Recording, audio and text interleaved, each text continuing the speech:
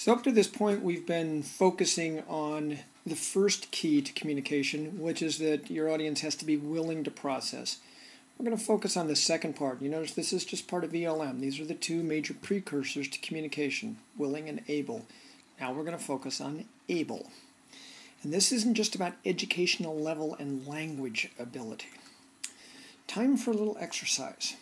I'm going to put a series of letters up there on the screen, and I'm going to give you 3 seconds to memorize them. So put your pencils down, just bear with me here.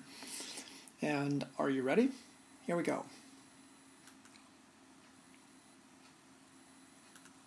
Okay, so now you can pick up your pen and write down those letters in order.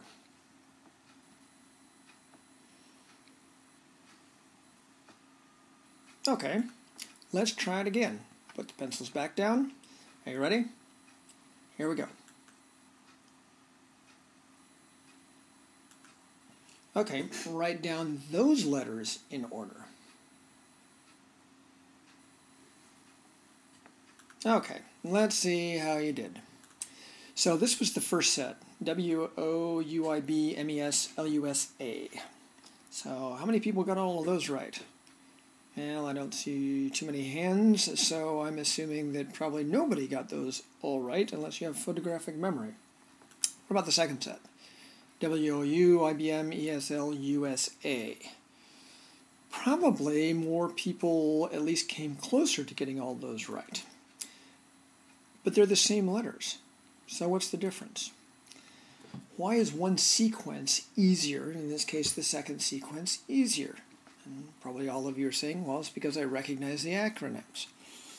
Yep, those acronyms are chunks of information that make sense to your mind because you know what the acronym means. There's a guy named George Miller who did a seminal paper in communication back in the 50s, I think 57, called The Magic Number 7 ± 2.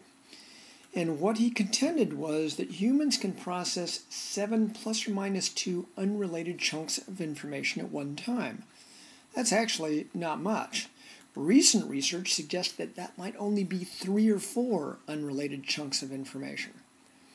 That is our cognitive limit. Understand that because we're also going to talk about cognitive load. Cognitive limit is the maximum number of chunks that you can process. This is a major limitation. We can store an unlimited amount of information. We can obviously present an unlimited amount of information, but we can only process a few chunks of unrelated information at one time. So how many chunks in this particular, in the first set of letters that I had you memorize? Well, some of you might be saying 5 because there's 5 groupings, but in fact, because you don't recognize the groupings, there's 12 bits of information, 12 chunks. Each letter is an individual chunk of information. 12.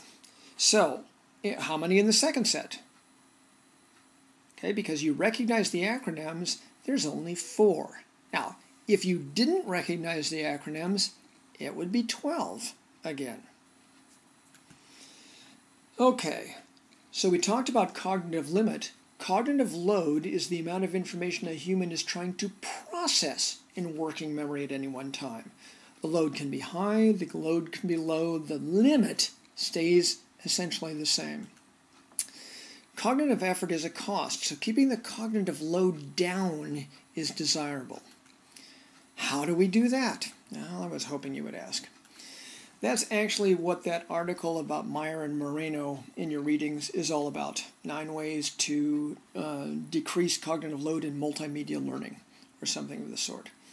So take a look at that. But the main thing you're trying to do is eliminate extraneous load. And extraneous load is stuff that you don't need in order to communicate information. Presentation is a major source. Putting in information that people don't need, making it hard for them to access the information, stuff that simply doesn't add to the learning process. So if you look at an approach to keep cognitive load down, use existing schemas as starting points. Use a message-driven approach. What the heck are schemas and what is a message-driven approach? Well, that's the focus of the next 2 videos.